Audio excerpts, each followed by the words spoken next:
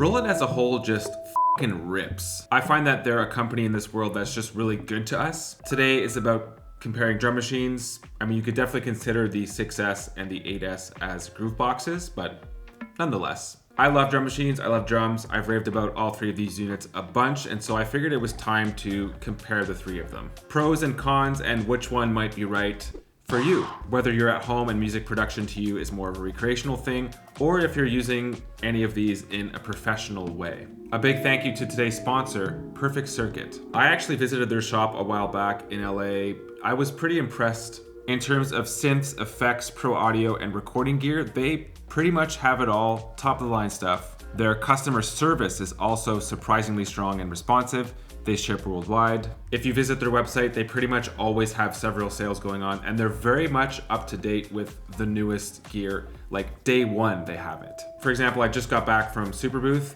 Here's my Superbooth highlights video, by the way. And every single new item that I presented was available to purchase on Perfect Circuit's website. They also help creators like me. Just like in all of my videos, there are Perfect Circuit affiliate links in the description of this video, so make sure to check that out if you're interested in any of these three products. If you do end up using that purchase link, I make a small commission from that sale. Doesn't cost you anything extra, and it helps me a lot. So yeah, please use the links. If you'd like to jump to anything specific, there are timestamps linked in the description as well. Now let's get on with it. We're gonna start with the TR-8S, which really has just gone down as a classic. I find that it's one of the most popular drum machines in general these days. If you want a more in-depth first impression on it, here's a video. It just seems to be the go-to Roland drum machine right now, and you see it just pretty much everywhere. There are other similar types of units from Roland. The first one that comes to mind is the MC707, which is a very similar size. In fact, you know what? 1 second. There it is. Okay.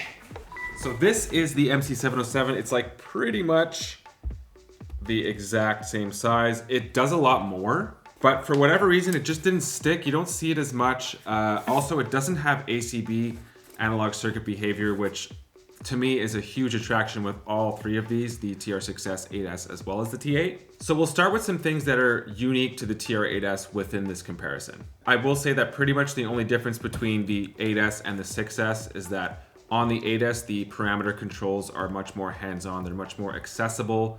There's a lot more space. Everything is just right there. And so that's like the extra that you're getting between these two units. In my opinion, I'd say in most people's opinion, it's the number one choice for any sort of live setting within this comparison. I guess it does depend on the rest of your setup. Obviously, if you're looking for something with less voices that takes up less space, 6S. But anyways, we're gonna take a look here. These faders control track volume, of course.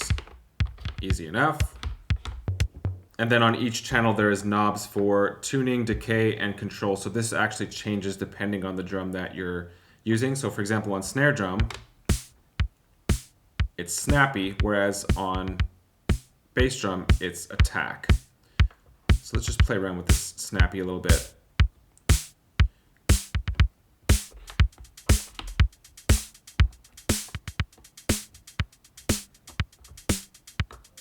Whereas on the toms, I believe it's color. Yes, so the color of the toms. Let's try these.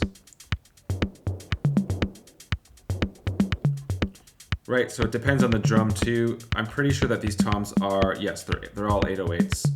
And so color is like the standard control for 808s. We could tune these.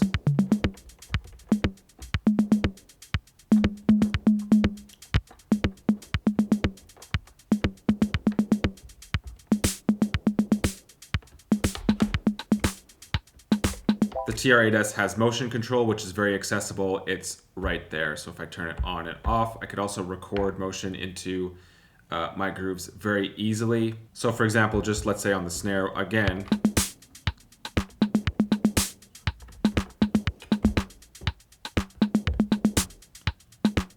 that's been recorded into the snare part. And also just a little pro tip here, make sure that this record button is off after you're done with it. Otherwise, you're just gonna start recording random motions into your groove, and you don't want that. I'm guilty of doing this 100,000 times. In terms of pattern and bank space, 8 banks, 16 patterns, 8 variations per pattern. So plenty of space if you ask me. The 6S has the same amount of space. I actually wasn't 100% sure of the sampling space with the TR-8S, so I actually had to look it up. Here's something that I found on Reddit. So the TR-8S holds approximately 600 seconds of mono 44.1 kilohertz in its sample memory. It doesn't stream samples from the memory card. Samples have to be imported into this memory to be assigned to kits. It's not really designed as a loop playback sampler. It's designed for one-shots. Could not have said it better myself, Reddit. Although I just did say it. I totally do agree with Reddit that this is a one-shot machine. If you're looking to purchase like a longer sampling tool, something to chop up longer samples, this is not it. The TR-8S is not what you're looking for. Same with the 6S, and obviously same with the T-8 because it doesn't sample. 11 channels, so this is the biggest and most important difference between the 8S and the 6S, obviously. I feel the need to always mention this. I've mentioned it before. All of these units are using ACB, analog circuit behavior. I'm not going to go into it too much because I've talked about it in too many videos. The thing that I love about all three of these units, and especially the TR-8S because it's so hands-on and simple and straightforward, it's that immediacy. In comparison to so many other units that are out there, it's just so simple to use. It's the sort of thing where you start using it and you kind of already know how to use it right away. And so to demonstrate this, let me just quickly put together a 1-bar groove for you.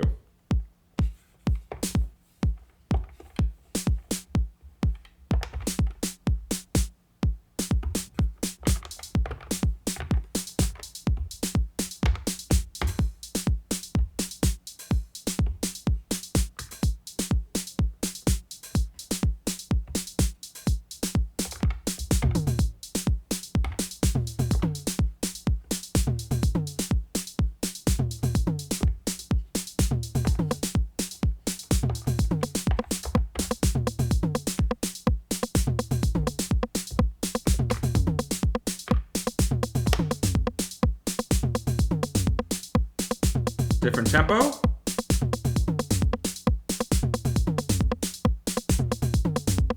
Bit of shuffle.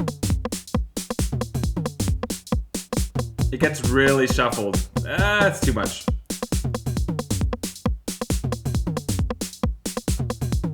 And there we have it. If you'd like to switch out the kit, be my guest.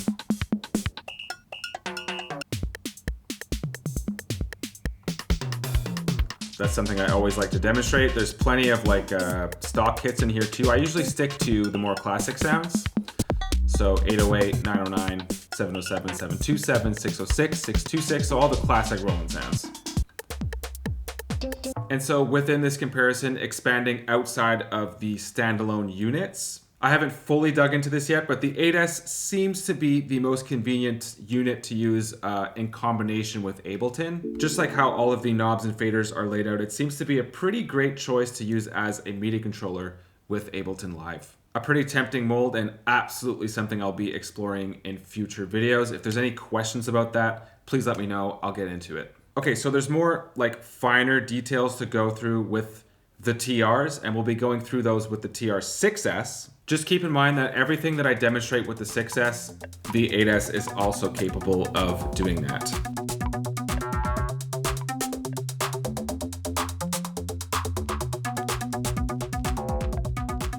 If you're looking for a more in-depth first impression thing on the 6S, here it is. Reasons why it's underrated. The only advantage, depending on how you use it, of course, is the size difference between the 6S and the 8S. That's what she said. I guess the price is an advantage too. That's another thing I should mention, is that all of these three are priced very well in comparison to other units that are on the market. Roland, like I said, they're good to us. 6 voices as opposed to 11 on the 8S. I know I said this earlier that everything that you could do on the 6S, you could do on the 8S. The same thing goes vice versa as well. So the 6S can do everything the 8S can do, minus having 11 voices and just a lot more space. There's like some shifty menu diving things to pull off what the 8S is capable of doing, just like right there on the surface. If you're looking for more of like a just reach and grab something with multiple uses, either for, you know, as an instrument to use as like a desktop device as well. Let's be real as well, a social media unit. I would say that the 6S just films better than the 8S. It's a bit more compact.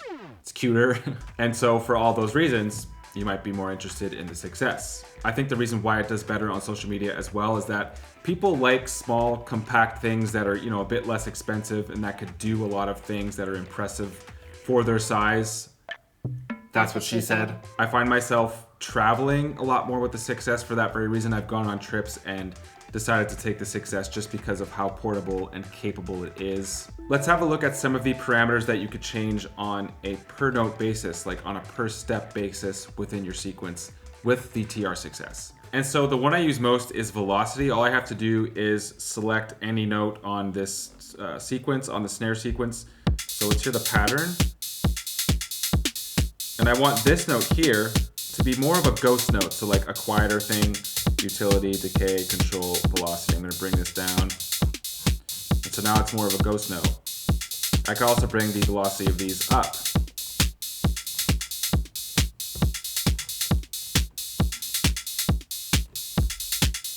And there we go. What if I do the same thing on those hi-hats? I wanna bring these back down.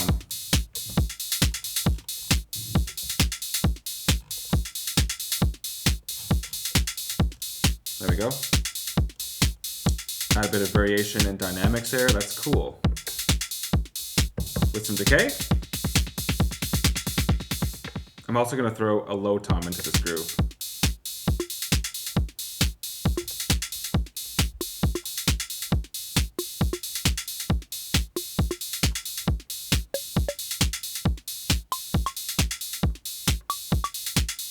Doesn't sound like a low tom. What is that instrument? It's actually an FM conga. It's not a low tom.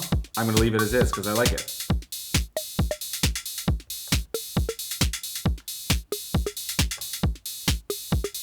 Claps on 2 and 4.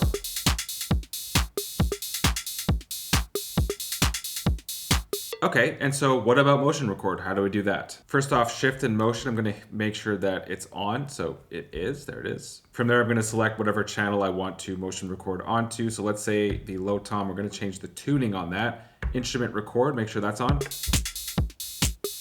And here we go.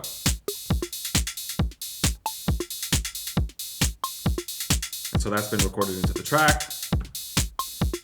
We could try maybe the same thing with these closed hi-hats.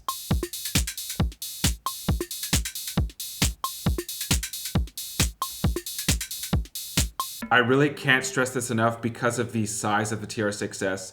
You'll just find yourself using it for other things besides just being a drum machine or a groove box. So again, to me, this is where another major advantage is of the TR-6S. So for example, I was syncing some hardware instruments to my DAW and I needed like some sort of MIDI hub to connect them properly.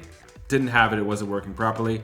The TR-6S came to the rescue and made for a perfect substitute MIDI hub. It's also a convenient desktop tool to pair with your DAW in other ways. You can set it up as an aggregate device. You can record individual voices directly into your DAW via USB as well, straight from the 6S. You could do the same thing with the 8S as well. So it's just a multi-use thing, very convenient to have sitting right next to your laptop, barely takes up any desk space. It just sort of slithers its way in and fits its way into any sort of setup. It's battery powered or powered via USB. When people ask for like a budget drum machine that I would recommend, 99% of the time I would recommend the TR-6S. It's on the top of my list and I still think it's severely underrated.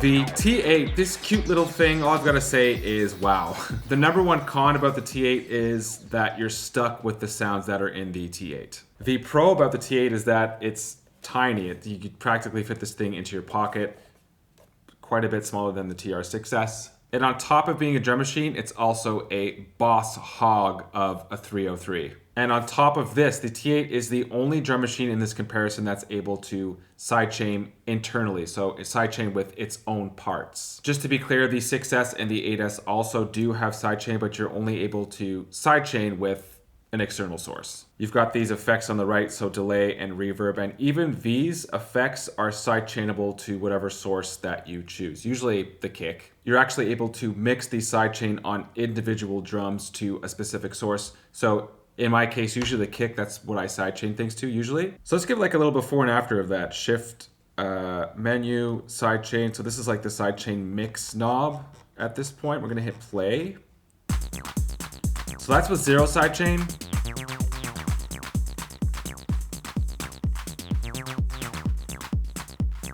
Right? And let's hear that with delay. So, might not use that much delay, but just to prove this point here, this is without sidechain. Add some reverb as well. And now let's hear that with sidechain. Right, so even the delay and the reverb are being sidechained to that kick. So that's pretty awesome.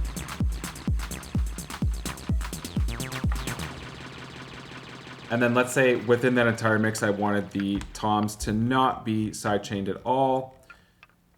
Same with the hand claps. I could bring the sidechain up, right? So I have this individual mixing power within the sidechain option.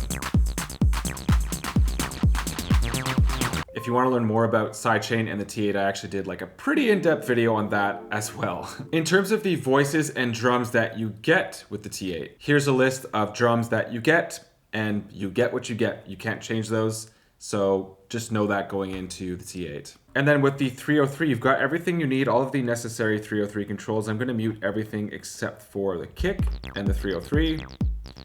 Cut off. Right, so this is the vibe of the T8. It's a very acidy sounding kit.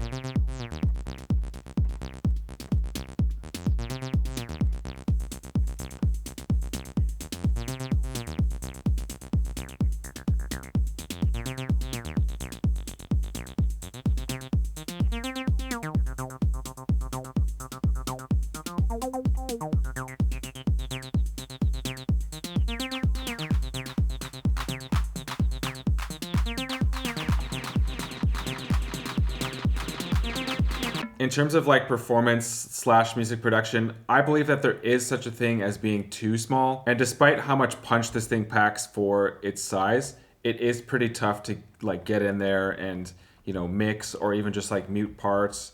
It's small. There's like a lot going on in such a small area. So yeah, that could definitely be considered a downfall. In relation to its size, the T8 does have a lot of hands-on controls, but it does a lot more than just like, you know, the surface area thing here. If you dive into the menu, there's just so much here. And so that's just a part of the T8.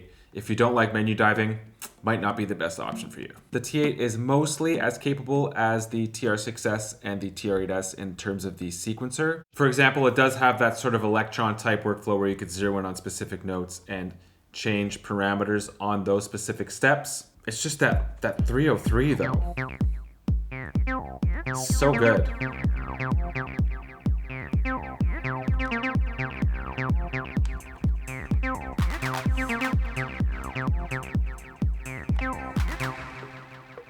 I should also mention that it's battery powered, rechargeable battery powered, so that battery is built into the unit. And this is a very convenient perk with the other Roland Era Compact units, including the S1.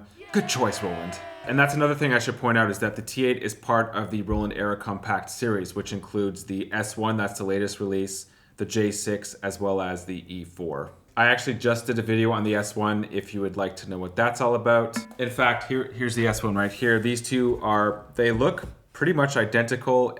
They pair together so well, very similar sequencers. And if you play both of these together, it feels like one instrument because the workflow is pretty much the exact same between the both of them. So you don't feel like you have to learn a completely new UI when you switch to a different instrument. Also, I think that like an actual playing example is in order here. So here is a performance with the J6, the E4, as well as the T8.